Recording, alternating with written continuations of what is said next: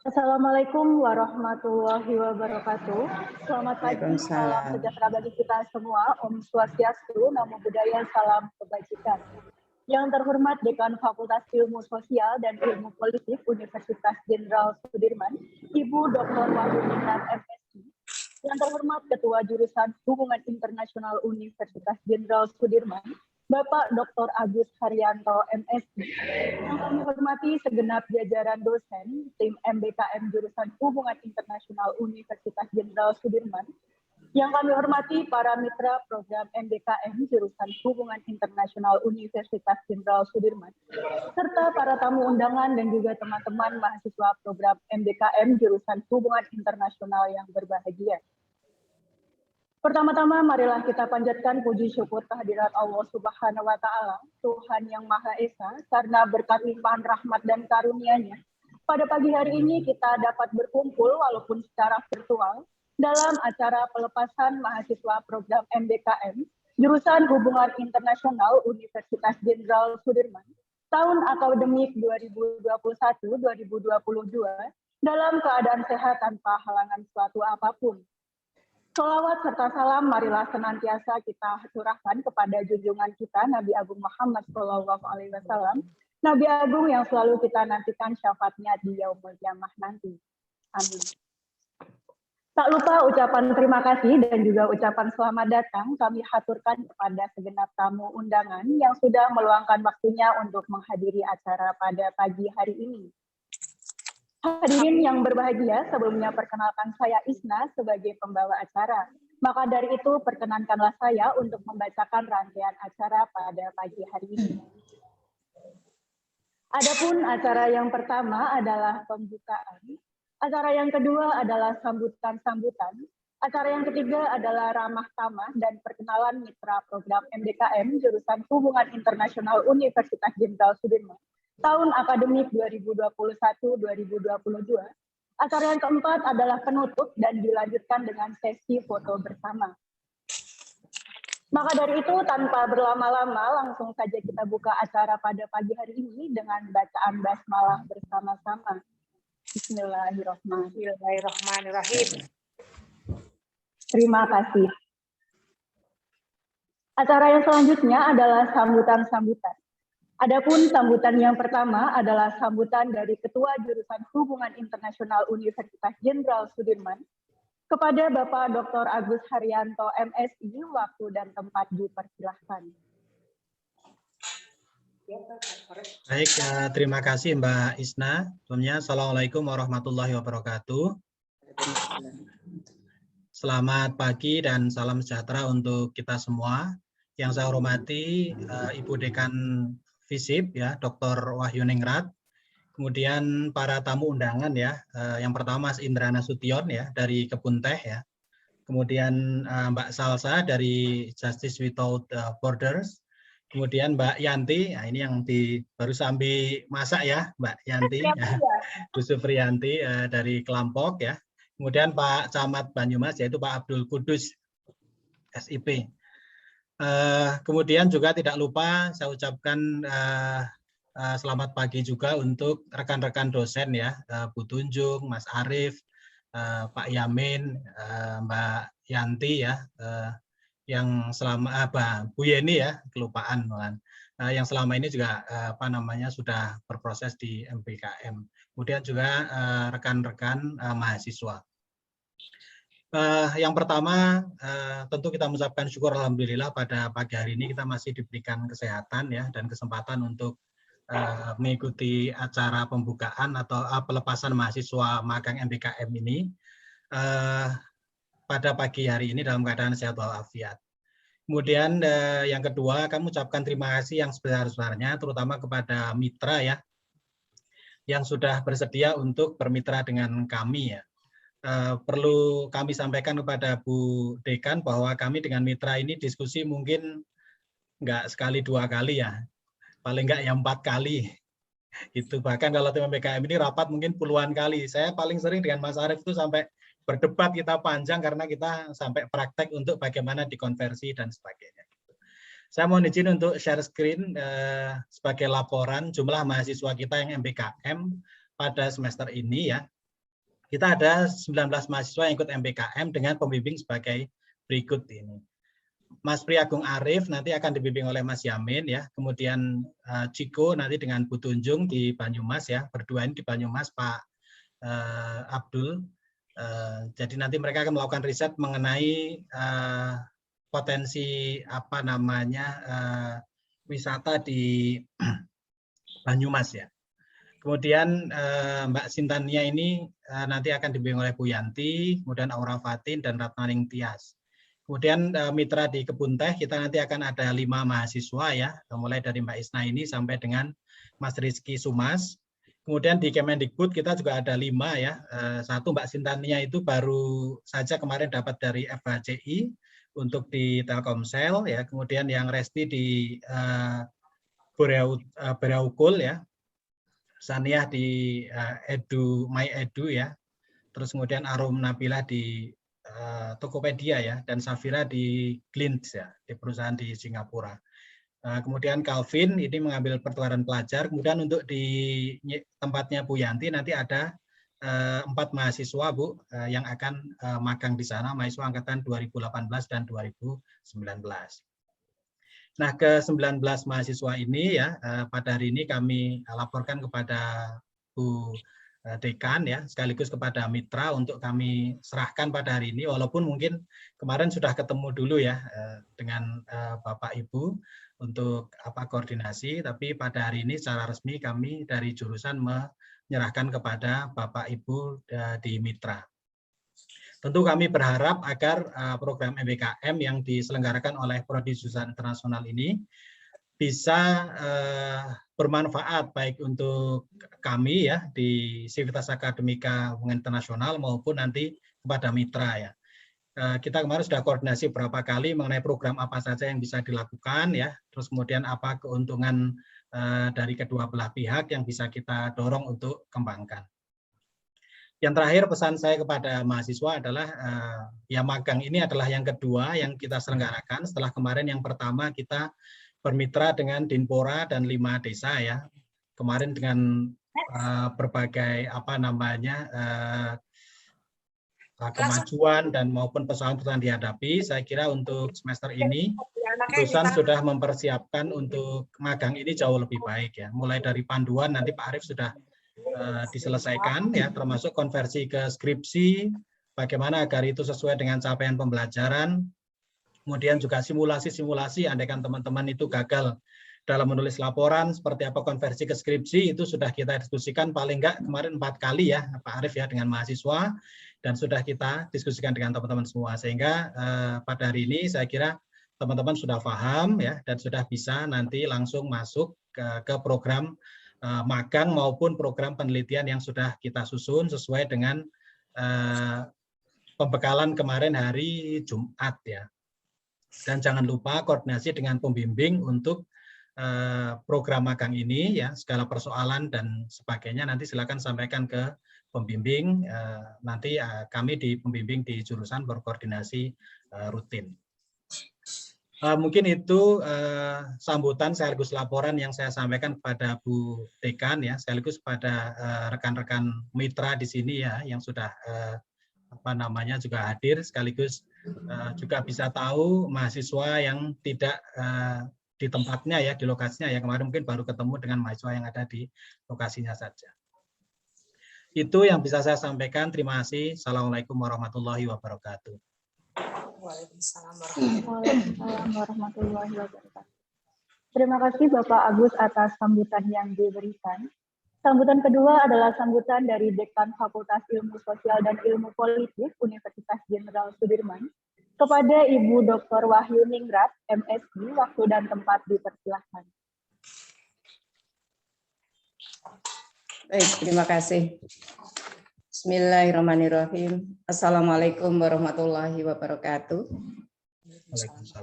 Selamat pagi, salam sejahtera untuk kita semua.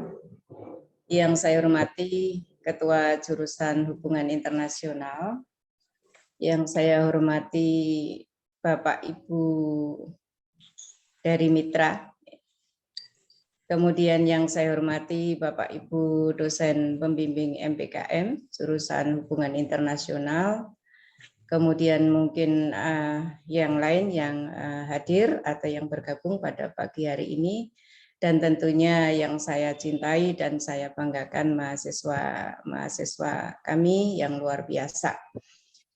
Baik, puji syukur kita panjatkan kehadirat Tuhan Yang Maha Kuasa bahwa pada hari ini kita masih diberi, alhamdulillah, diberi keselamatan, diberi kesehatan, diberi kenikmatan-kenikmatan yang lain sehingga kita bisa menjalankan tugas termasuk kegiatan pada hari ini, dan saya kira sekaligus ini sebuah forum silaturahmi. Teriring doa mudah-mudahan kita semua senantiasa dalam lindungannya. Amin. Sebelumnya mungkin saya izin menyampaikan apresiasi yang sebesar-besarnya, terima kasih yang setinggi-tingginya tentunya. Yang pertama kepada Ketua Jurusan Hubungan Internasional yang sudah berhasil mengelola MBKM khususnya di jurusan HI ini, kemudian juga tim MBKM jurusan Hubungan Internasional dan Bapak Ibu dosen pembimbing. Kemudian juga terima kasih kepada Bapak Ibu mitra dari instansi mitra. Tadi saya dengar ada Bapak Camat Banyumas. Selamat pagi Bapak. Belum hadir mungkin ya. Kemudian ada Mas Indra. Selamat pagi Mas Indra. Selamat pagi Bu Dekan. Ya, sehat Mas Indra? Alhamdulillah. Iya, ceria banget kelihatannya. Di mana ini Mas Indra? Saya di Jakarta, Bu. Oh, di Jakarta. Oke. Sehat ya Mas? Sehat semua, Bu. Ya, kemudian juga terima kasih kepada Ibu Yanti yang sibuk masak kelihatannya. Masak apa Ibu? Wah, di mute Ibu, jadi nggak dengar masakannya. Ibu di mute itu. Bisa dibuka Bu, mic-nya.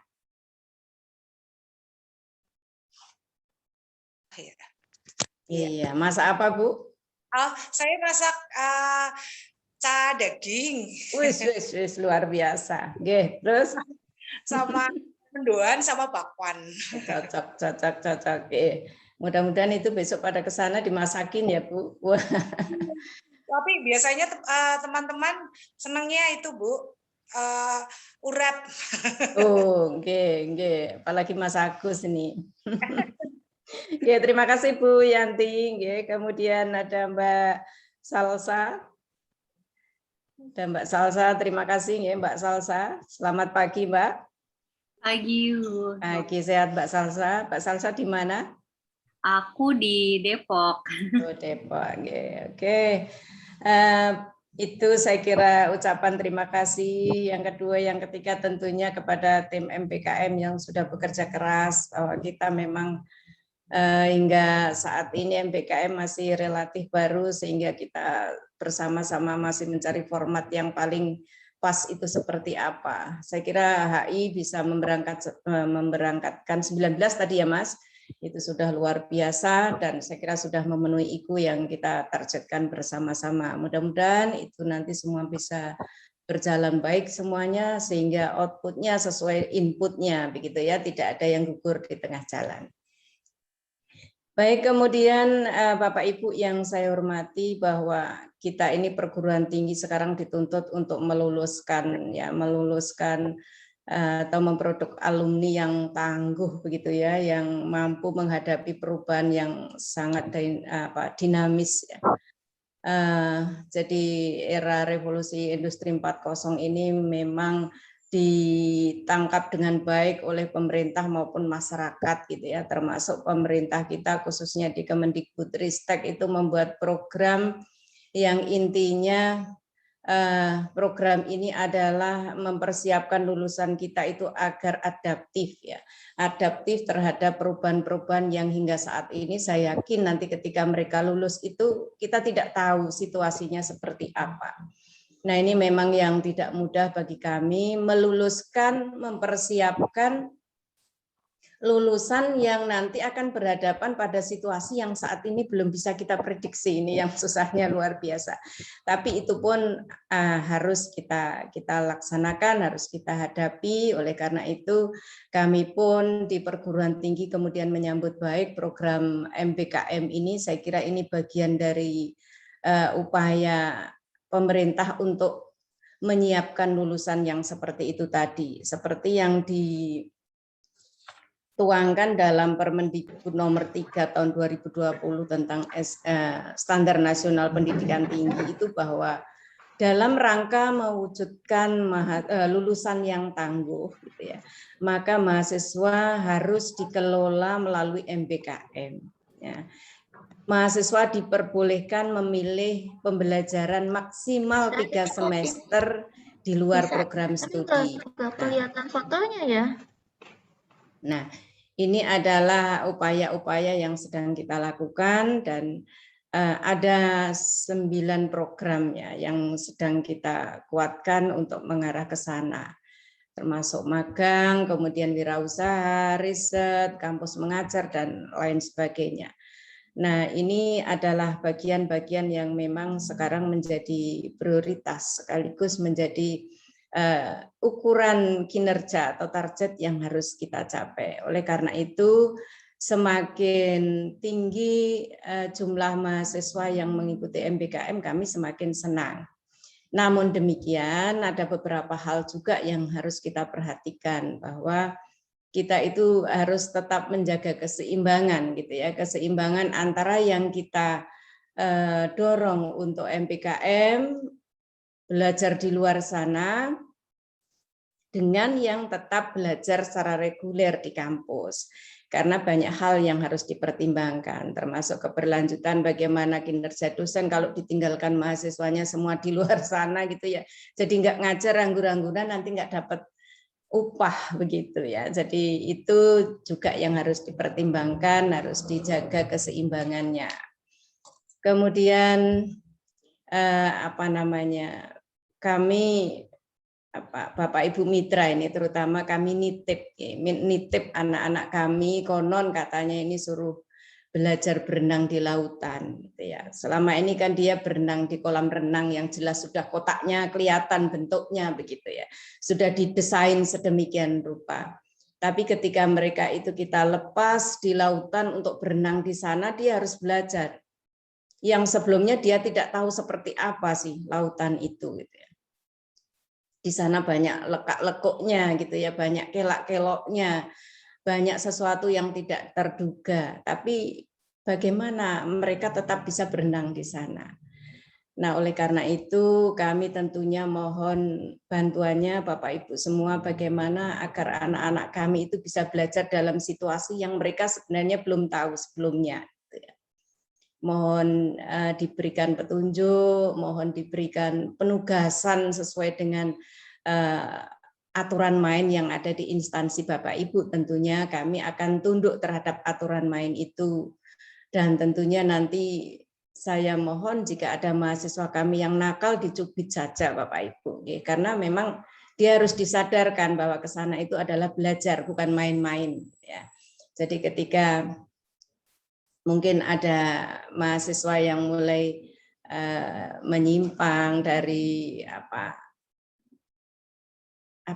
aturan main atau menyimpang dari kisi-kisi yang dibawa dari kampus ke sana, mohon itu untuk diingatkan dan tentunya kami mohon maaf jika sampai terjadi seperti itu. Tapi mudah-mudahan dan kami akan tetap memonitor Mas Agus, jangan sampai kendor di dalam monitoring agar anak-anak kita, mahasiswa kita memang ke sana itu belajar dengan baik, belajar dengan tekun. Saya kira itu banyak untungnya teman-teman mahasiswa, antara lain ya ketika teman-teman MBKM itu yang pertama kegiatan praktek di lapangan nanti akan dikonversi menjadi SKS ya. Mungkin Pak Kajur juga sudah menetapkan berapa SKS yang bisa dikonversi ketika teman-teman belajar di sana.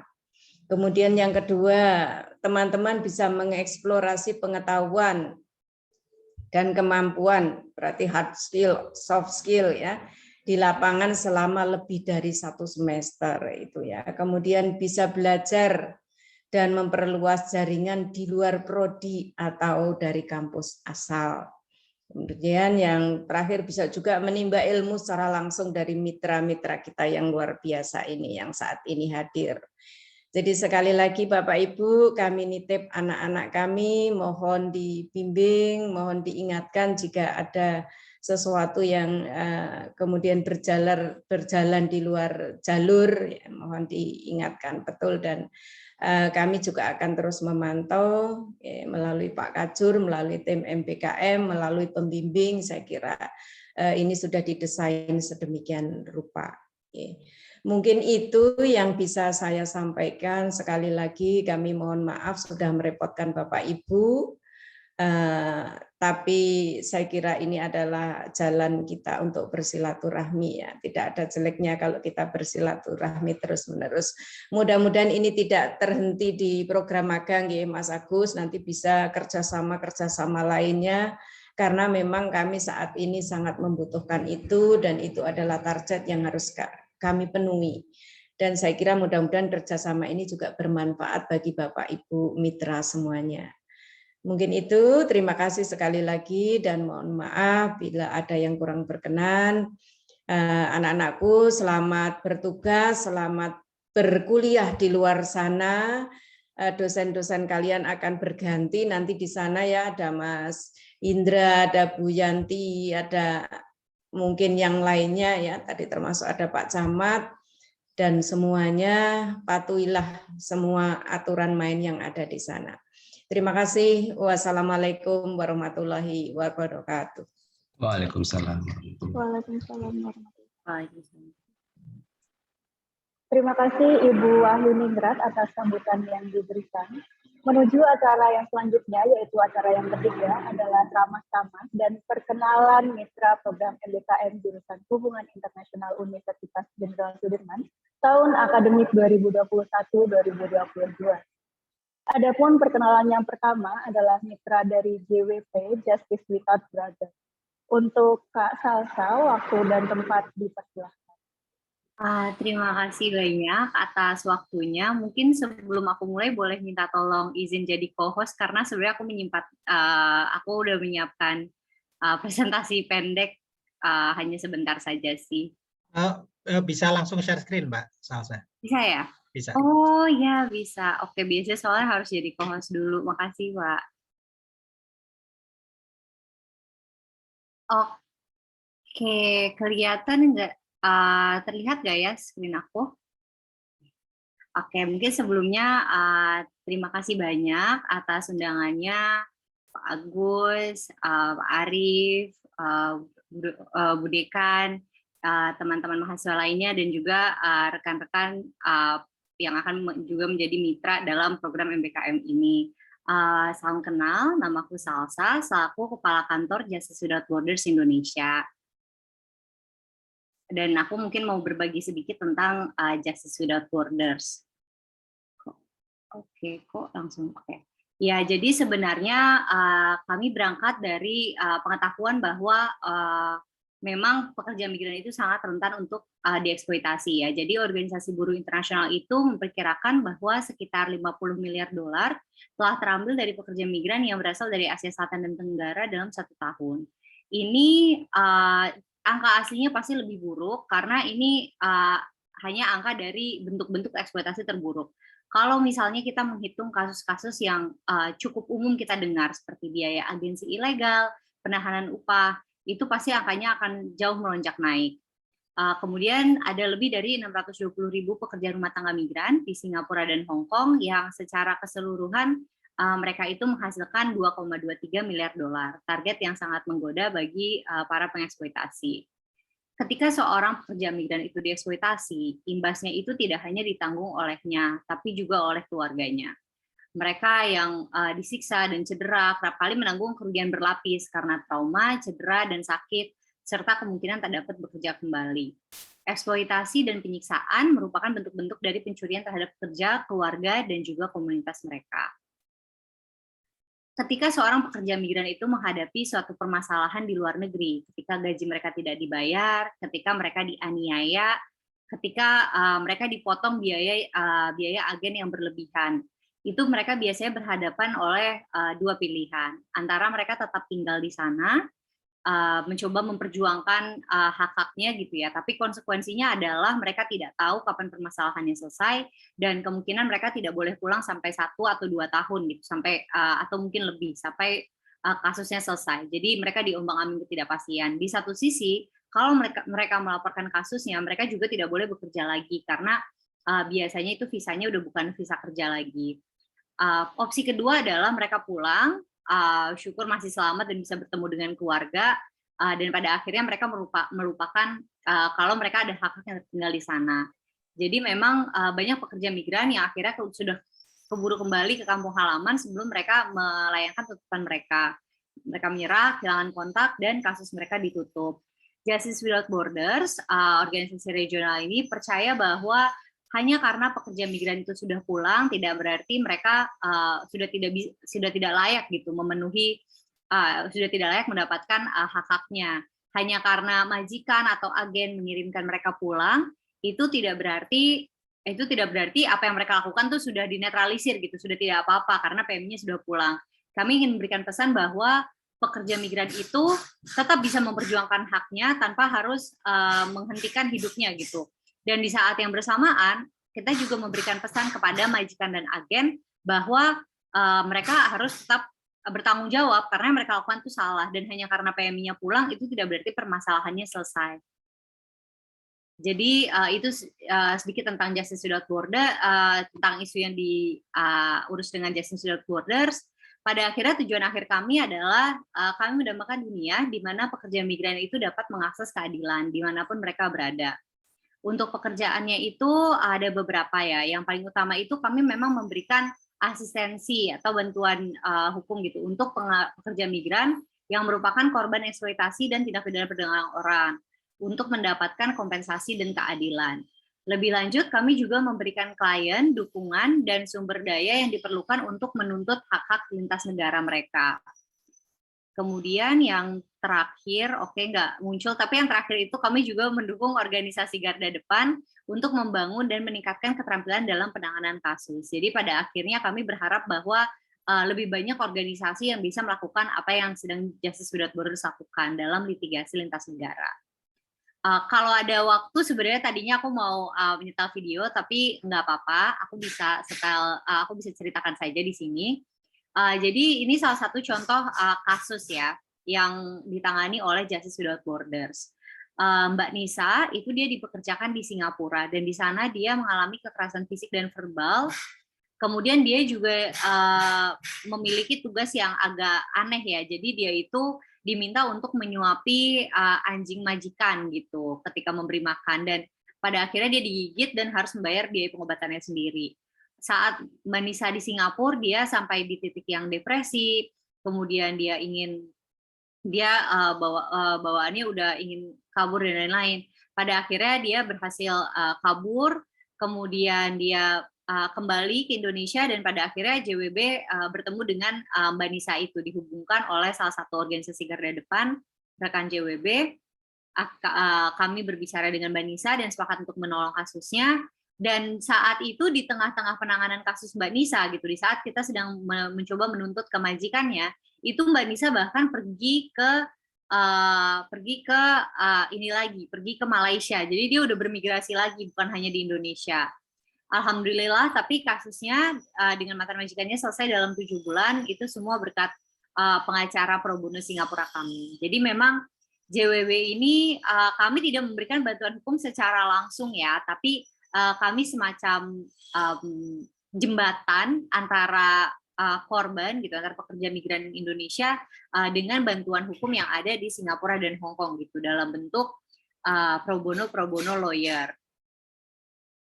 Untuk sekarang kami baru bekerja di 4 negara, 2 negara pengirim, Indonesia dan Filipina, dan 2 negara penerima, Hong Kong dan Singapura.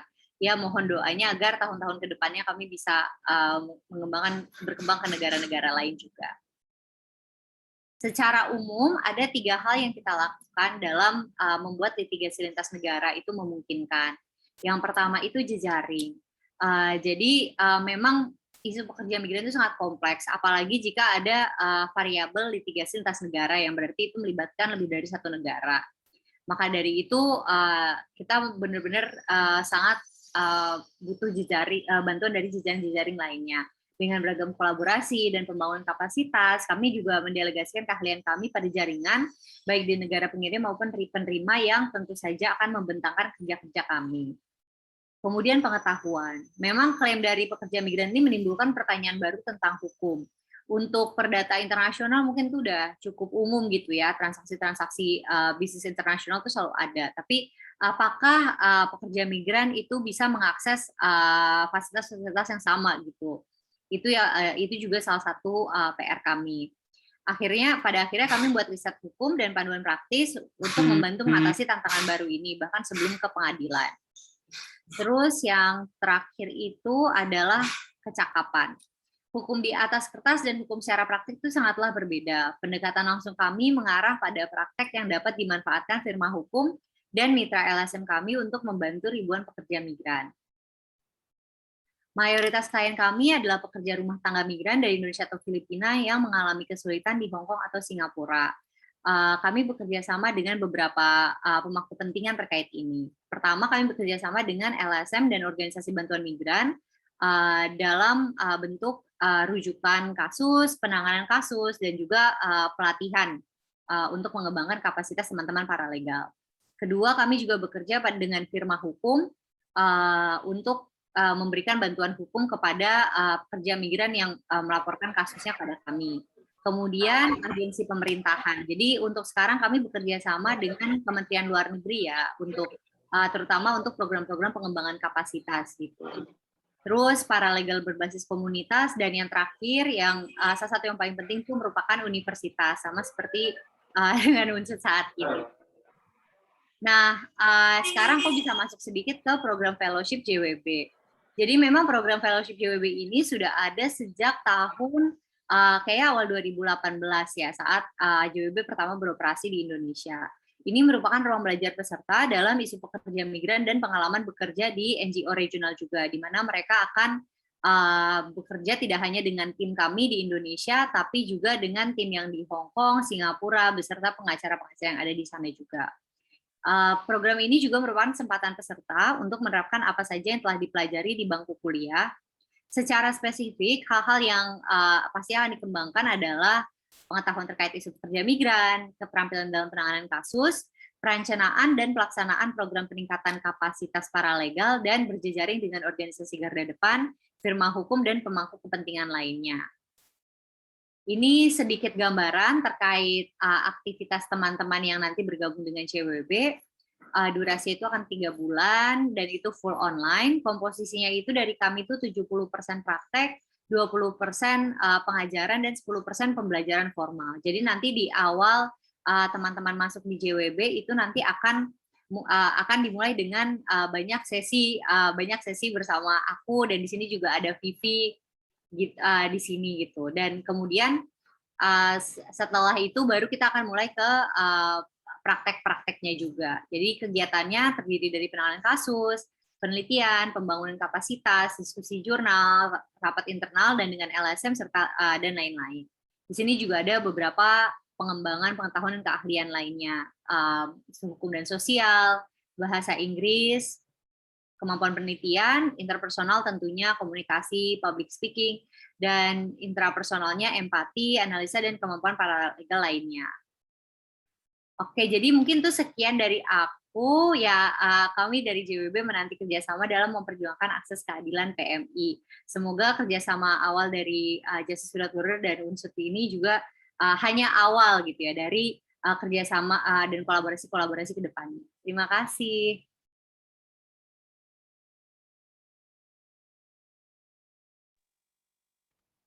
Terima kasih Kak Salsa atas perkenalan yang diberikan. Untuk perkenalan yang selanjutnya, perkenalan yang kedua adalah dari Mitra Kebun Teknologi kepada perwakilan dari Kebun Teknologi, Bapak Indra Kanasution, PhD, waktu dan tempat dipersilahkan.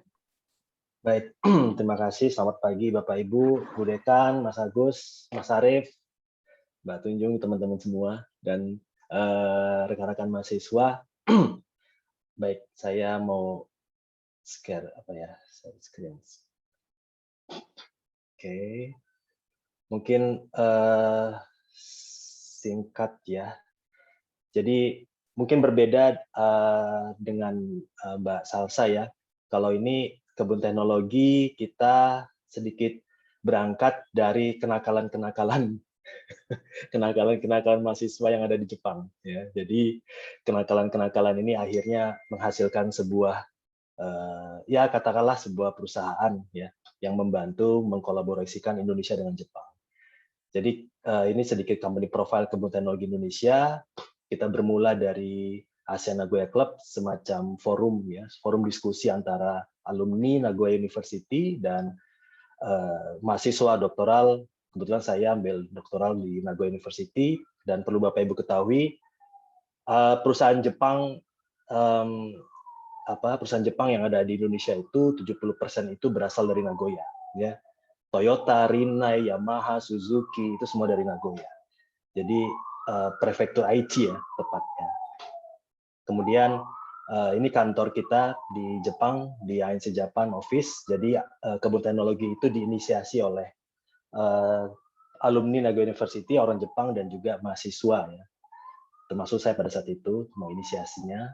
Jadi terbentuknya ASEAN Nagoya Club itu berangkat kita melihat bahwa Jepang dan Indonesia ini sebenarnya solusi ya. Jadi masalah Jepang itu selesai di Indonesia, masalah Indonesia juga selesai di Jepang. Jadi kita melihat bahwa dua negara ini sudah sangat dekat, dan biasanya persoalan itu berangkat dari perbedaan, ya, mispersepsi seperti itu. Jadi kita membentuk ASEAN Nagoya Club itu di awal untuk menjembatani perbedaan-perbedaan. Jadi kita selalu mengadakan diskusi hampir tiap bulan sejak 2014. Ketika itu saya menjadi ketua PPI. Tiap bulan kita diskusi, misalnya kenapa sih orang Jepang itu suka ngantri, kenapa orang Jepang itu tidak bisa ngomong tidak, dan itu kita pelajari secara culture, dan kemudian bergeser kepada bisnis. Nah ini board membernya ada Takashi Ori dan Hisai Matsuhisa.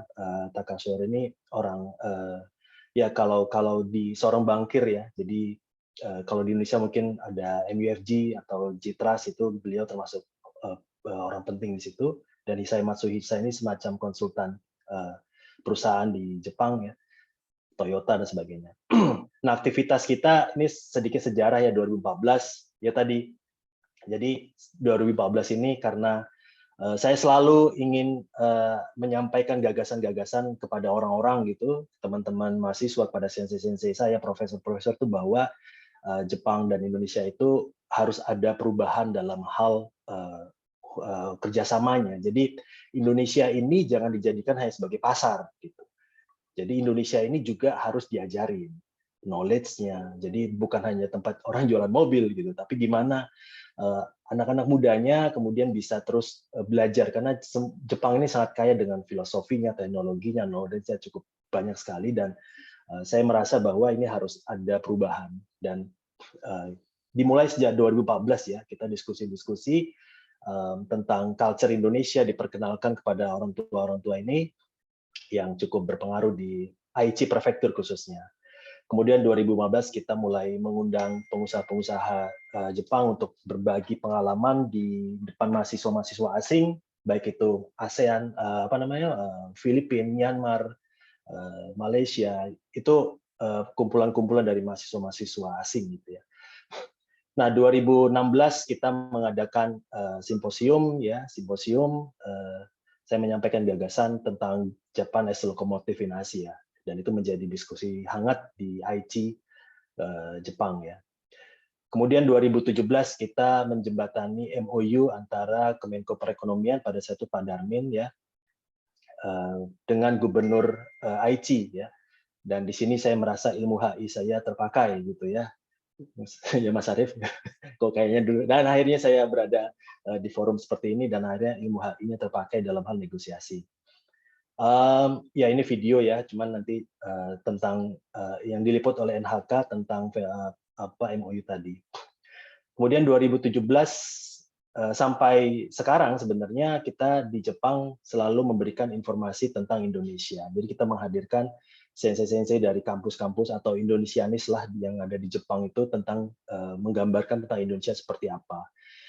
Tetapi karena Corona sejak 2020 gitu, jadi ya webinar-webinar ataupun konsultasi secara online itu mereka tidak lagi ke kantor sebanyak ini gitu, karena kantor kita muat sampai 100 orang. Tiap bulan kita mengadakan sejak 2017 ya, sejak MOU kita mengadakan, kita selalu mengundang para pengusaha-pengusaha yang ingin masuk ke Indonesia tapi they don't know how gitu. Ya mereka mungkin ke Tokyo, ke KBRI, ke BKPM, tapi mereka ya biasa orang Jepang selalu mencari informasi sedetail-detailnya. Dan sudah ada di Nagoya, jadi mereka sangat terbantu. Tidak perlu jauh-jauh ke Tokyo. 2017 kita melakukan online business matching ya. 2017 sebagai acara pertama kita menghadirkan 35 CEO dan ada 600 pengusaha lokal UKM Indonesia. Di sini alhamdulillah beberapa promosi produk ya, baik itu sofa, kemudian makanan, jajanan dan sebagainya itu berhasil kita matchingkan dengan Jepang. Kemudian kita juga selalu berkomunikasi dengan kementerian, BKPM, perdagangan, perindustrian tentang apa yang bisa kami bantu untuk Indonesia, apa kira-kira yang bisa dikolaborasikan untuk Indonesia.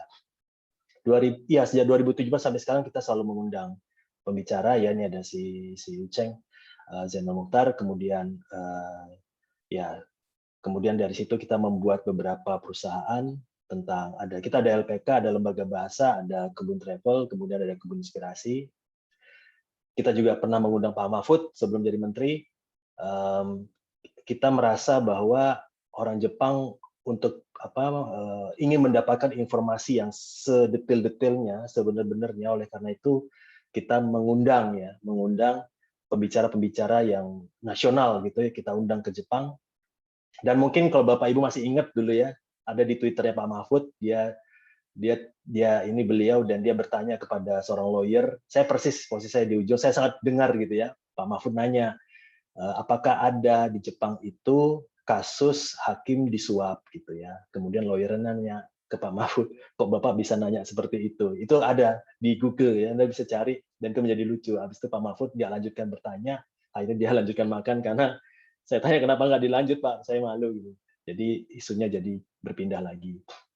Nah, kemudian kita juga membantu banyak Pemda di Indonesia ya, baik itu Pemprov Sumatera Utara, ini DKI, kemudian ini ada Bau-Bau, ini ada Sulawesi gitu ya. Di Sumatera Utara juga ada Pemda-Pemda yang kita bantu untuk mempromosikan produk-produk daerahnya untuk ke Jepang. Kemudian 2018 kita melihat Jepang itu karena kebutuhan tenaga kerja, kemudian kita mencoba berkontribusi lah gitu, menghadirkan CEO 32 CEO itu kita ajak untuk job matching gitu ya. Jadi alhamdulillah pada saat itu ada 2.200 orang dan tertib, bersih dan sebagainya, dan cukup mendapatkan apresiasi dari Pak Menteri pada saat itu Hanif Dahiri. Dan ada bisa dicek di YouTube juga online job matching ya. Kemudian dari situ kita membentuk yang namanya LPK Kebun ya.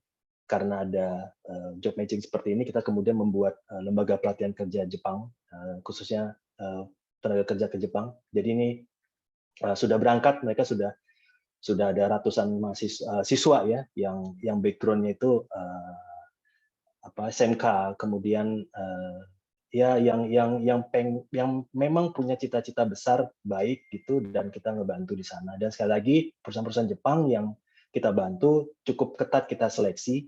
Jadi perusahaan-perusahaan Jepangnya itu kita lihat track record-nya menjadi perusahaan-perusahaan Jepang yang baik ya, yang kita anggap ini baik gitu, sehingga kita mau bekerja sama. Jadi dalam memilih perusahaan Jepang kita juga sangat-sangat selektif.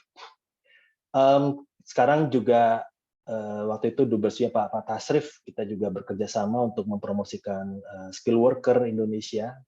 Kalau dulu sebelum 2019 ya, Jepang tidak mengenal skill worker atau kita sebut sebagai, kalau sekarang pekerja migran ya. Kalau dulu TKI ya, Jepang hanya mengenal pemagang ya, cuma 3 tahun kemudian harus balik. Tapi sejak 2019 sudah ada visa baru namanya skill worker, jadi mereka bisa 5 tahun bahkan lebih bisa bekerja di Jepang. Oke, 2019 kita mencoba bekerja sama juga dengan kampus ya, membantu di sini MOU dengan UGM sekaligus launching buku tentang budaya kerja kelas dunia. Kita bekerja sama dengan UGM untuk membantu mahasiswa-mahasiswa IT, dan ini adalah mahasiswa-mahasiswa IT yang sudah kita berangkatkan ke Jepang. Ini mahasiswa dari teknik IT dari UGM, dan cukup luar biasa. Ini skill ya, jadi mereka dari waktu itu ada 30-an anak ya, ini beberapa saja, dan hampir 90% itu lulus, dan perlu Bapak Ibu ketahui 1 bulan gaji mereka itu 70 juta. Oke, ini interview dengan kita menghadirkan perusahaan Jepang, ini interview dari mahasiswa yang kita ajarin bahasa Jepang, kemudian kita seleksi, dan mereka sekarang sudah ada di Tokyo. Kemudian kita juga bekerjasama dengan IPB untuk riset pertanian seperti itu. Jadi tidak hanya dengan dosen atau senseinya, tapi dengan mahasiswa IPB vokasi tepatnya yang memang kolaborasi lah seperti itu. Kemudian kita buat karena eranya sudah online, kita bikin Japan Digital Collaboration, MOU mempromosikan produk Indonesia. Ini juga bisa dicek di website Japan Digital Collaboration. Banyak produk Indonesia dan Jepang kita kolaborasikan dalam satu website ini. Kita adakan online business matching, dan ini ada contohnya es krim yang sudah kita matchingkan dengan Diamond es krim hanya dengan online. Kemudian kita mempromosikan produk-produk tisu kesehatan sebagainya. Tapi sekali lagi, memang kami dari Kebun Teknologi ataupun ANC Japan tidak ingin juga Indonesia menjadi pasar, tetapi kita sangat berharap produk yang dimasukkan ke Jepang itu tidak semuanya itu dari Jepang, harus menggunakan produk-produk lokal. Ya, meskipun tidak bisa 50%, ya, di bawah 50% juga tidak apa-apa, karena memang yang paling penting adalah knowledge-nya itu. Dan produk lokalnya juga sudah terpakai. Ya, ini kita mengajak JDC itu, kita kerjasama dengan Asosiasi Franchise Indonesia untuk melakukan business matching juga. Jadi franchise Indonesia ataupun Jepang yang pengen masuk ke Jepang atau ke Indonesia, kita bantu dalam program Wirayama. Dan di sini kalau Bapak Ibu sering makan, mungkin kalau ada Hokben, nah ini Bapak ini yang punya, Hendra Arifin. Oke. Nah, kita menjadi LPK Kebun menjadi satu-satunya lembaga pelatihan kerja yang masuk di dalam website Kementerian Tenaga Kerja Jepang. Kenapa bisa masuk? Karena memang kita cukup rapih, kita tidak mau asal kirim, dan tidak mau juga menjadi mitra ataupun kepercayaan Kementerian Tenaga Kerja Jepang itu nggak gampang, seleksinya sangat ketat, dan akhirnya kita dipilih untuk membantu adik-adik kita yang memang punya potensi, punya kepengen kerja di Jepang, tapi memang kurang dalam hal pengetahuan bahasa Jepang. Kini di Sahid ya, Poltek di bidang hospitality, dan kita mendapat dukungan besar dari Pak Heri Ahmadi, Pak Dubes. Ini fenomena foto ketika buka puasa bersama ya, ini pas bulan puasa. Dan kemarin sebelum Agustus, Pak Dubes juga hadir lagi ke kantor kita di Nagoya untuk semakin mendukung program ASEAN Nagoya Club dan Kebun Teknologi untuk berkolaborasi dengan Indonesia, pemerintahnya. Jadi kita hampir, kalau saya pribadi hampir weekend ya, hampir setiap seminggu sekali paling tidak berkomunikasi dengan beliau, Pak Heri Ahmadi, untuk mereport program baik itu pengiriman peserta pekerja ataupun pekerja dari Indonesia yang kita latih, ataupun melaporkan kegiatan-kegiatan business matching lainnya. Nah, kegiatan yang kami bayangkan juga sudah disusun, nanti ada Popo Sensei di sini juga ada, membantu promosi kegiatan webinar, kemudian ada kelas bahasa Jepang. Jadi adik-adik yang akan ikut dalam MBKM di Kebun Teknologi nanti akan ada kelas bahasa Jepang. Jadi teman-teman semua akan ikut belajar bahasa Jepang, biar tahu merasakan gimana sih bahasa Jepang itu. Kemudian membantu kelas persiapan bahasa Jepang, kemudian ikut dalam mendesain pelatihan, kemudian di program hospitality. Jadi Jepang itu bukan hanya bahasanya, kita juga akan belajar tentang omotenashi dan kaizen gaya Jepang. Kemudian mengikuti rangkaian webinar, pertemuan, pelatihan, dan lainnya. Karena memang Kebun Teknologi ini banyak sekali diundang untuk memberikan pelatihan webinar kaizen, omotenashi, dan sebagainya. kepada perusahaan ataupun kepada webinar pada umumnya itu untuk memberikan knowledge tentang kedisiplinan, budaya kerja dan sebagainya. Jadi teman-teman mahasiswa di sini akan kami ajak untuk berkolaborasi, ide-idenya dikeluarkan saja, kita buat sesuatu yang fenomenal gitu ya. Ya, ini beberapa jejaring kami di Jepang dari berbagai bidang, mulai dari F&B, kemudian manufaktur, macam-macam. Ini buku saya dan Instagram saya. Baik, mungkin ini pengantar dari saya, dan di sini juga sudah ada Puposensi. Nanti ada Puposensi yang akan membantu adik-adik teman-teman mahasiswa sebagai koordinator dari LPK Kebun. Begitu Mas Agus, Bu Dekan, dan Bapak Ibu lainnya, saya kembalikan ke moderator. Wassalamualaikum warahmatullahi wabarakatuh. Warahmatullahi wabarakatuh. Terima kasih Bapak Indra atas perkenalan yang diberikan. Perkenalan mitra yang selanjutnya adalah dari CV Usaha Karya. Kepada perwakilan CV Usaha Karya, Ibu Supriyanti, waktu dan tempat dipersilahkan. Oke, Assalamualaikum warahmatullahi wabarakatuh. Nama saya Yanti dari Keramik Usaha Karya Kelompok Banjarnegara. Salam sejahtera, sehat selalu, semangat. Jadi kami dari Keramik Usaha Karya Kelompok sudah sering bekerja sama dengan Universitas Jenderal Sudirman. Dalam hal ini dari HI ya, hubungan internasional. Terus ada juga kami pernah dengan dari Fakultas Hukum. Terus ada beberapa fakultas yang memang mereka bekerjasama membeli produk begitu.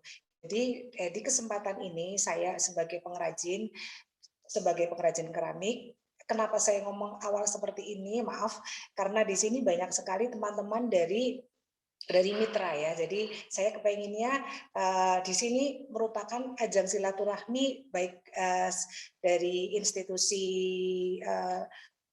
universitas sendiri, terus dari mahasiswa, terus kita sebagai mitra. Yang semoga dari perkenalan kita di sini itu menjadikan amal silaturahmi bisa saling membantu selayaknya dari program pemerintah yang startup industri 40 begitu. Jadi semoga dari perkenalan di sini, pertemuan di sini kita bisa saling membantu. Umpamanya saya dari pengrajin keramik nanti bersama-sama teman-teman di mahasiswa yang rencananya akan kami bersama-sama belajar untuk membuat sebuah bisnis market keramik gitu ya, baik lokal maupun internasional seperti itu. Jadi kita bisa saling membantu di market nanti begitu. Terima kasih pada kesempatan ini kepada pihak kampus yang telah memberi kesempatan saya pribadi untuk bersilaturahmi di sini, dan alhamdulillah itu sangat luar biasa karena saya termasuk generasi yang sudah agak tua begitu, dan saya sangat perlu refreshing kepada generasi berikutnya. Di sini saya akan bekerja sama dengan teman-teman institut dari kampus. Otomatis kita mau saling take and give ya. Jadi saya sebagai mitra dari kampus pastinya ada teori-teori yang harus saya sampaikan, pengalaman-pengalaman yang sudah kita lakukan di perusahaan untuk mempertahankan perusahaan kami yang memang berdiri di tahun 1969. Alhamdulillah masih bisa bertahan sekarang di keadaan pandemi seperti ini. Nah, dalam keadaan seperti ini kita itu sangat perlu untuk dituntut untuk aktif kreatif. Jadi kita tidak bisa mengandalkan diri sendiri, merasa pintar sendiri, merasa bagaimana gitu. Makanya di sini saya kepengen bermitra kepada siapapun, dari kampus, dari teman-teman mitra yang lain, terutama di sini nanti anak-anak mahasiswa yang akan bersama saya. Jadi kami ingin maaf ya, ingin membawa anak-anak ini mengenalkan bahwa dunia ini tidak seperti yang dibayangkan. Umpamanya nanti lulus kepengen jadi diplomat atau bekerja di luar negeri sana dan sebagainya. Padahal kesempatan itu kan sangat sedikit. Nah, dalam kesempatan ini kita mau mengenalkan kepada teman-teman mahasiswa bahwa hidup itu tidak seperti itu saja. Di luar sana banyak sekali kehidupan yang bisa kamu dapatkan untuk sukses. Dan untuk sukses itu tidak mesti harus menjadi duta besar, diplomat begitu ya. Jadi kita kepengen mengajak anak-anak di sini untuk menjadi seorang wirausaha. Wirausaha itu bisa diawali dari diri sendiri atau memang mungkin keluarganya sudah memiliki usaha. Jadi kayak Bu Yanti ini memiliki usaha itu transfer dari orang tua. Transfer dari orang tua bukan berarti gampang, karena untuk mempertahankan itu sangat sulit. Nah, di sini nanti kita bersama-sama belajar, baik itu mau sebagai startup baru mulai mau usaha, terus atau mereka yang memang sudah memiliki usaha, terus bagaimana caranya kita mempertahankan usaha, bagaimana kita promosi, bagaimana kita pencapaian sebuah produk biar goal di market begitu. Jadi kita tidak bisa bekerja sendiri, kita harus saling membantu. Nah di sini Bu Yanti kepengen saling membantu, baik dari saya selaku institusi perusahaan dengan anak-anak mahasiswa itu kan sangat kita butuhkan tenaga masih muda, dia strong, harusnya seperti itu ya. Sayang ya, nanti harus semangat karena di sini mau belajarnya itu tidak seperti di kampus. Kalau seorang pengusaha itu tidak seperti di kampus. Kita mau ada permasalahan, ada ujian. Kalau di kampus, ujian mata kuliah ini itu ada di jam sekian, hari sekian, tanggal sekian ada. Tapi kalau sebuah menjadi entrepreneur tidak, yang namanya namanya cobaan, adanya hambatan itu bisa setiap hari kita dapatkan. Bahkan sekarang di mana kita global ya, kita hubungannya dengan masyarakat di Indonesia bisa ke luar negeri dengan globalisasi telekomunikasi. Jadi kita yang harusnya siang jadi malam, kita bisa berkomunikasi tengah malam, bahkan pagi kita chatting sama orang, itu bisa 24 jam. Jadi kita menjadi seorang pengusaha itu harus lebih kuat dari apapun. Karena kita itu memegang kendali. Apapun yang kita lakukan itu dari diri kita. Mindset kita adalah seorang pengusaha, kita adalah penggerak. Jangan kita, maaf ya, pikirannya hanya nanti aku mau bekerja, menurut orang apa. Kalau kita menjadi seorang pengusaha, kita itu akan menjadi penggerak. Kita itu jadi penentu. Goalnya pun ada di diri kita. Apa yang akan kita capai itu kita rumuskan dari awal, kita lakukan.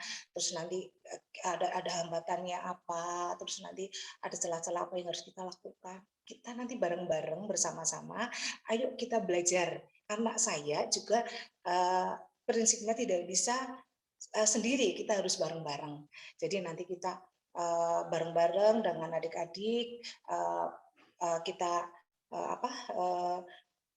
ada memang harus dimatchingkan dengan tugas-tugas di kampus. Kita kan memang harus mau tidak mau tidak bisa lepas dari ada aturannya. Di kampus ada aturannya, harus mengerjakan ini, harus mengerjakan itu. Kita harus, anak-anak harus kita kita bimbing biar mereka itu mengerjakan tugas terus kita di sini berlatih untuk menjadi seorang entrepreneur, harus kita jalan biar nanti ketika mereka sudah lulus atau bahkan mungkin belum lulus dia menjadi entrepreneur. Karena kenyataannya sekarang banyak sekali anak-anak muda yang memang sudah sukses di dunianya. Ya nanti kita juga bisa belajar dari keadaan di tempat kami sendiri.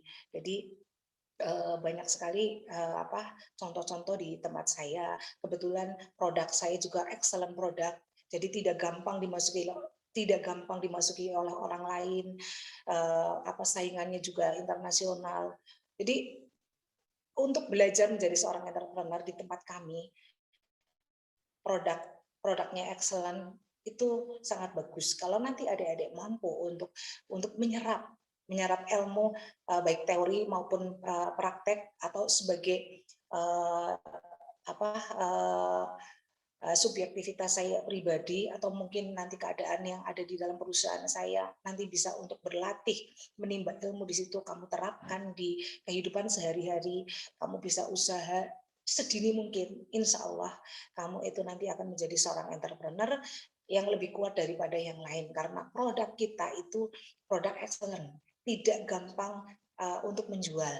Tapi alhamdulillah dalam tanda kutip sampai detik ini saya masih bisa bertahan dan omset saya juga masih bisa bertahan karena kami bekerja sama dengan perusahaan-perusahaan lain yang memang sudah lama ya, jadi sudah sampai 30 tahun mungkin bekerja sama dengan mereka. Sampai detik ini juga kita masih bekerja sama dengan mereka, dan nanti dengan teman-teman mahasiswa kita mau mengadakan menerapkan digital marketing di situ. Nanti adik-adik bisa membuat konten, membuat video, atau nanti memasarkan, terus nanti pernah jualnya bagaimana, produknya harus bagaimana caranya nanti berkomunikasi baik dengan bahasa Indonesia maupun bahasa Inggris, terus nanti kita ketika ada order PO-nya bagaimana, pengirimannya bagaimana, packagingnya bagaimana, itu kita rangkum di situ. Insya Allah kita nanti bareng-bareng lah ya sayang ya, kita bareng-bareng di situ kita belajar untuk menjadi untuk menjadi seorang entrepreneur yang handal. Insya Allah saya juga di sini belajar, nanti adik-adik juga nanti sedini mungkin bisa belajar di sini.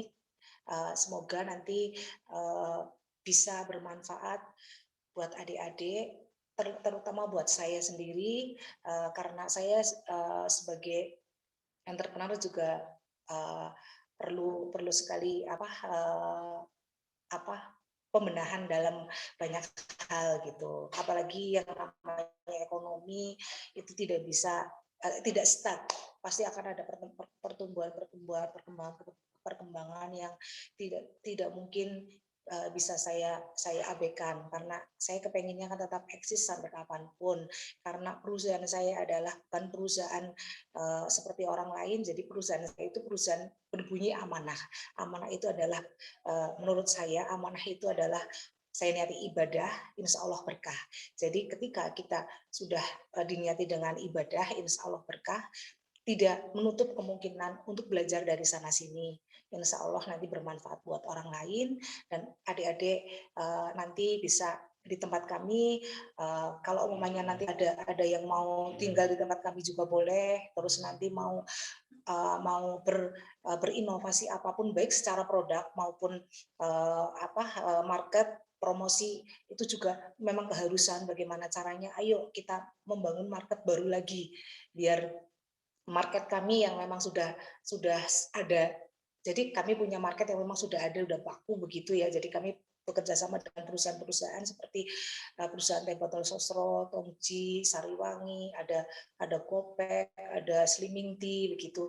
Terus kami juga bekerja sama dengan institusi-institusi lain kayak umumnya di daerah-daerah kayak Kudus, itu souvenirnya dari Sunan Kudus dari kami begitu, terus ada dari hotel, rumah makan. Jadi kami kepengen nanti bareng-bareng teman-teman mahasiswa kami menciptakan market baru Jadi market online kami itu sekarang sudah ada, tapi market online kami itu belum heboh gitu, belum booming. Jadi kepengennya saya nanti dengan teman-teman mahasiswa Unsud itu nanti mau memboomingkan produk dari perusahaan keramik usaha karya yang dimotori oleh teman-teman dari yang ikut di magang di tempat kami. Jadi memang butuh bantuan teman-teman, itu butuh bantuan dari siapapun begitu. Saya juga pribadi mohon bantuan dari siapapun. Barangkali nanti adik-adik harus banyak sekali berinovasi, harus semangat, harus berkarya, bahwa nanti goal kita adalah market, di mana market pasti ada salary. Jadi nanti goalnya itu salary dan market yang lebih luas. Maaf, hanya ini yang bisa saya sampaikan. Banyak yang kurang karena memang kami tidak dari akademisi, kami adalah pengrajin. Kami minta bantuan dari banyak orang. Sekian, wabillahi taufiq wal hidayah. Wassalamualaikum warahmatullahi wabarakatuh. Waalaikumsalam warahmatullahi wabarakatuh. Terima kasih Ibu Supriyanti atas perkenalan yang diberikan. Untuk perkenalan yang selanjutnya adalah perkenalan dari Camat Banyumas. Kepada Bapak Abdul Kudus SIP, waktu dan tempat dipersilahkan.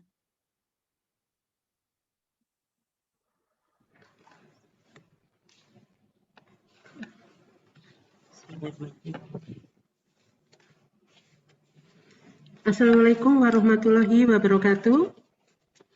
Waalaikumsalam warahmatullahi wabarakatuh. Waalaikumsalam warahmatullahi wabarakatuh. Terima kasih sekali ya waktu yang diberikan kepada diri saya. Maaf sekali, saya mewakili Bapak Abdul Kudus yang pada kesempatan hari ini beliau masih banyak tugas. Ini ada kegiatan di Puskesmas terkait evaluasi COVID yang ada di Kecamatan Banyumas. Perkenalkan diri saya nama Trinuraini Kasih Ekbang di Kecamatan Banyumas. Bapak dan Ibu yang saya hormati, untuk Kecamatan Banyumas yang dalam hal ini sedang mengembangkan wisata Banyumas Kota Lama ya, yang berintegrasi dan juga berbasis masyarakat. Dan Kecamatan Banyumas juga mempunyai 3 potensi desa sebagai desa wisata yang terintegrasi itu dengan sejarah, dengan bangunan peninggalan, kemudian ada budaya, kemudian juga terintegrasi dengan Sungai Serayu. Kemudian juga kawasan inti di Kota Lama Banyumas, yaitu juga dengan alun-alun Banyumas, dengan Masjid Besar Nur Sulaiman Banyumas sebagai wajah Kota Lama Banyumas. Kemudian juga ada bangunan di komplek Kecamatan Banyumas, yang itu termasuk ada museum wayang, kemudian ada rumah lengger, kemudian ada Taman Sari, ada juga Sumur Mas, dan juga ada Pungkuran dengan kelenteng dan juga pecinan. Nah, di kelenteng di Pungkuran itu juga banyak sekali gedung-gedung tua. Gedung-gedung tua ini yang nantinya kalau kita kalau kita kembangkan juga bisa nanti untuk kunjungan untuk mungkin wisatawan domestik atau juga wisatawan internasional.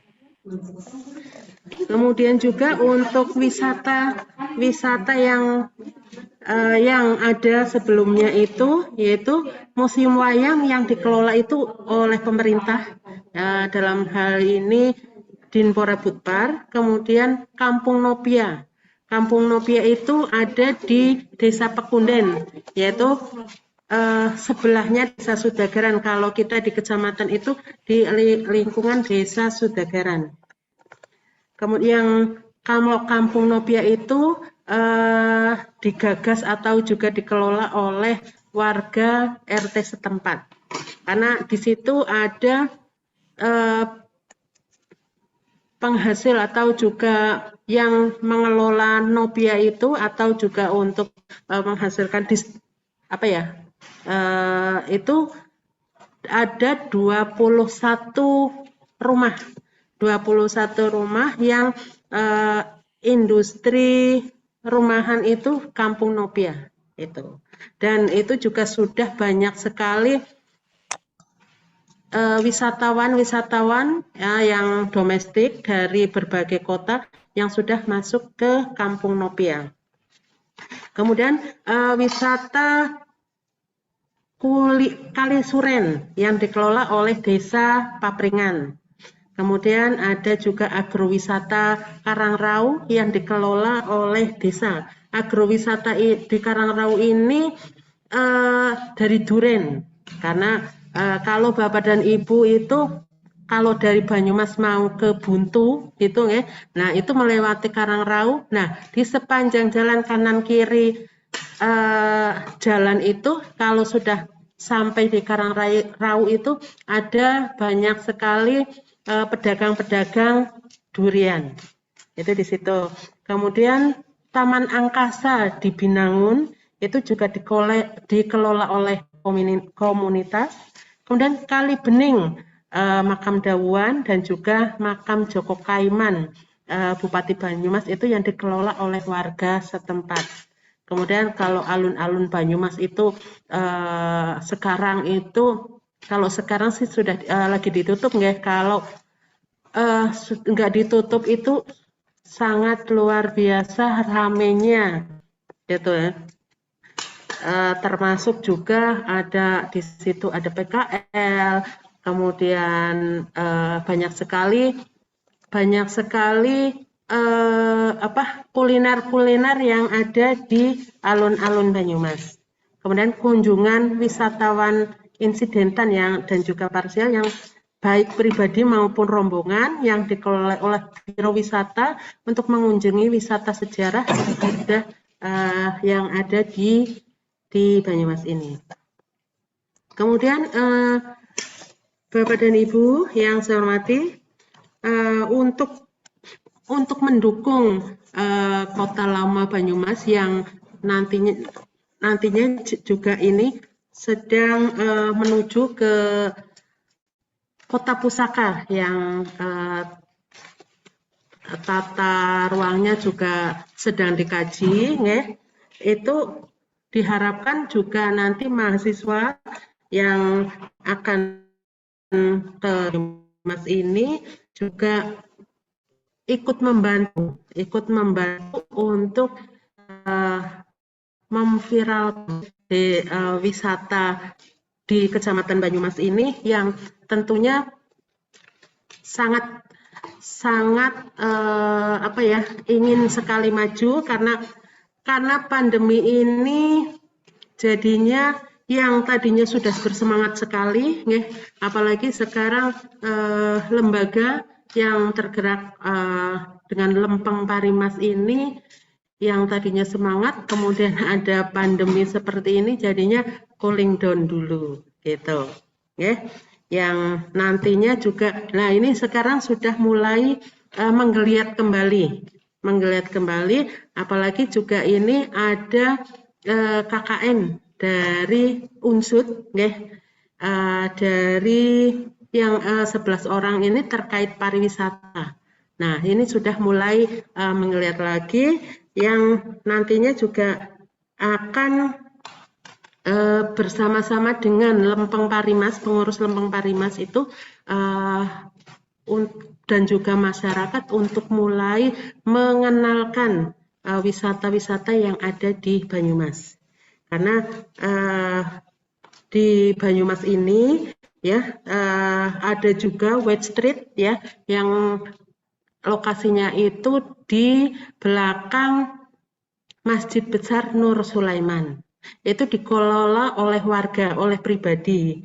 Kemudian sebelahnya ada di dekat White Street juga ada Kampung Kauman. Nah, Kampung Kauman ini juga dikelola oleh RT setempat yang bisa juga di situ itu di jalan-jalan itu atau di halaman-halaman itu untuk dicat dan itu juga untuk bisa untuk difoto-foto atau untuk selfie. Itu seperti itu. Kemudian juga ada juga tambangan. Tambangan itu kalau Bapak dan Ibu ke Banyumas, itu ada di sebelah utara Klenteng. Nah, Klenteng ini juga sekarang juga bisa untuk wisatawan, bisa wisatawan datang ke sana. Nah, di tambangan itu sebenarnya itu di tambangan itu di pinggir Sungai Serayu. Tapi kebetulan di tambangan itu ada pohon bambu yang besar, yang unik kayak gitu ya. Dan juga di situ sejuk. Nah, di situ bisa juga untuk berfoto atau berselfie.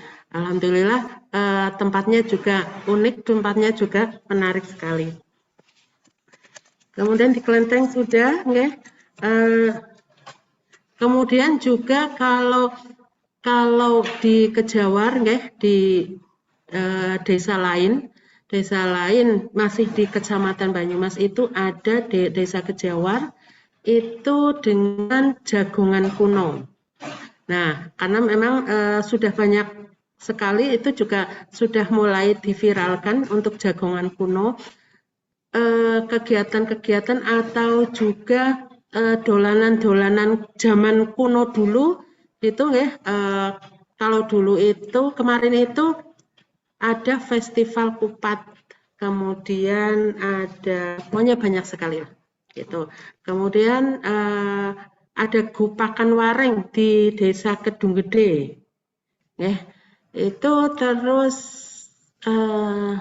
pokoknya banyak yang ada di Kecamatan Banyumas ini. Dan mahasiswa yang akan datang ke Banyumas, monggo kita bersama-sama untuk memajukan Kecamatan Banyumas. Tolong bantu Kecamatan Banyumas ini untuk lebih menggeliat lagi dengan dibantu mahasiswa dan tentu saja untuk memviralkan Kecamatan Banyumas ini sebagai kota Banyumas Kota Lama yang akan menuju sebagai kota pusaka. Hanya itu yang bisa saya sampaikan. Terima kasih sekali. Wassalamualaikum warahmatullahi wabarakatuh. Waalaikumsalam warahmatullahi wabarakatuh. Terima kasih Ibu Sri Nuraini sebagai perwakilan dari Kecamatan Banyumas atas perkenalan yang diberikan. Selanjutnya adalah perkenalan dari tim MDKM jurusan Hubungan Internasional Universitas Jenderal Sudirman kepada perwakilan tim MDKM jurusan Hubungan Internasional Bapak Arif Darmawan SIP MSI. Waktu dan tempat dipersilahkan. Terima kasih Mbak Isnaini. Assalamualaikum warahmatullahi wabarakatuh. Selamat siang, salam sehat dan sejahtera untuk semuanya.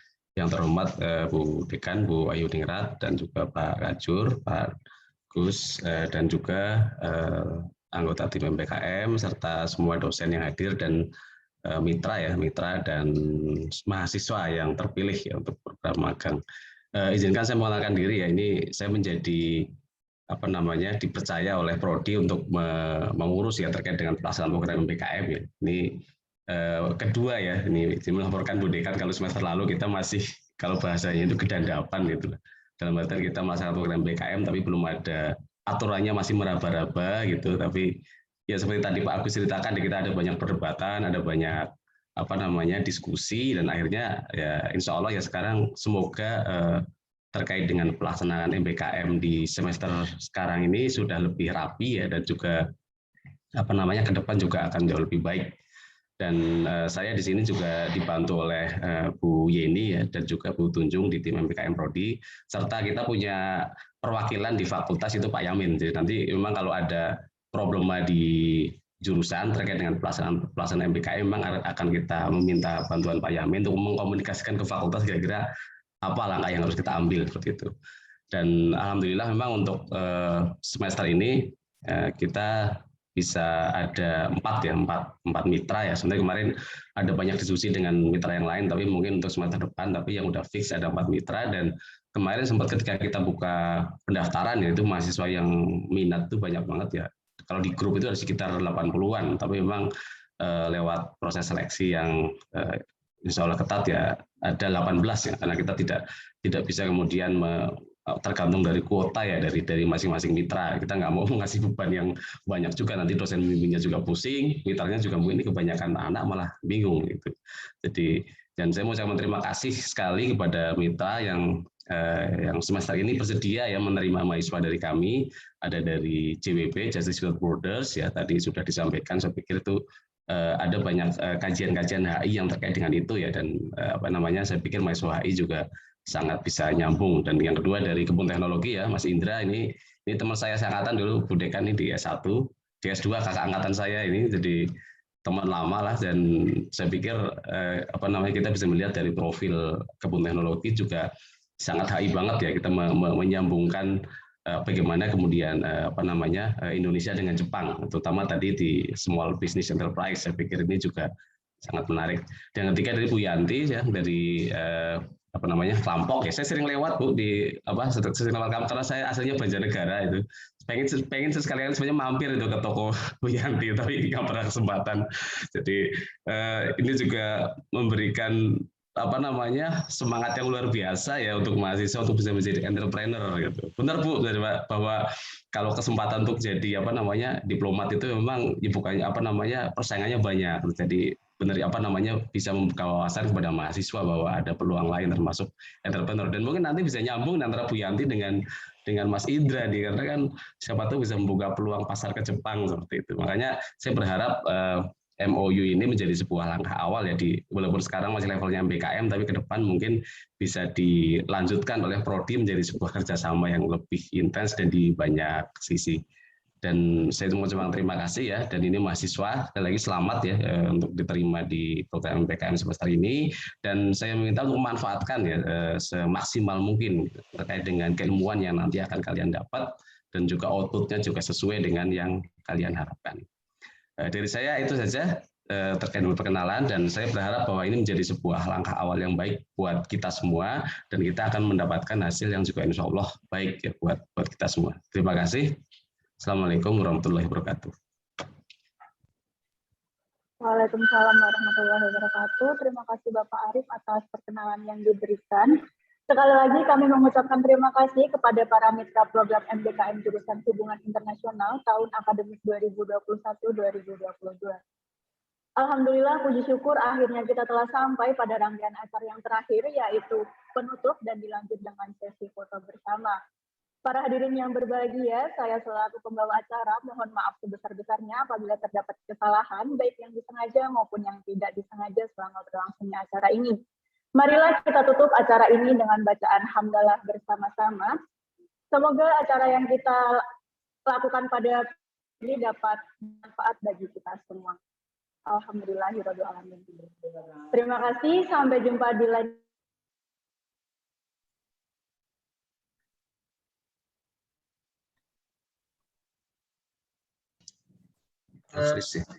Suaranya terputus. Terputus ya malah ya. Iya.